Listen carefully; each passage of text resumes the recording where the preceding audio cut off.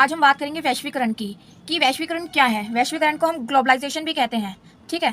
जब विश्व के सभी देश व्यापार के लिए उदारीकरण की नीति को अपना लेते हैं। सबसे पहले हम समझेंगे कि उदारीकरण क्या होता है। अगर आपने उदारीकरण का मतलब समझ लिया तो बेसिकली आप वैश्वीकरण का मतलब भी यहाँ पर समझ जाएंगे। जैसे कि भारत है, भारत में बिजनेस करना बहुत ज़्यादा मुश्किल है, तो उसके लिए हमें कई सारे रूल्स फॉलो करने पड़ते हैं। अगर हमें भारत में बिजनेस करना होगा तो अगर भारत में बिजनेस करने की नीति को आसान बना दिया जाए, अगर कोई बाहर का देश भारत के साथ बिजनेस करना चाहता है और अगर उसको आसान बना दिया जाए कि कोई किसी भी देश में बिना रूल्स फॉलो करे बिजनेस कर सकता है, तो हम उसे कहते हैं उदारीकरण, ठीक है। तो जब विश्व के सभी देश व्यापार के लिए उदारीकरण की नीति को अपना लेते हैं तब विश्व के बाजारों का एकीकरण होता है।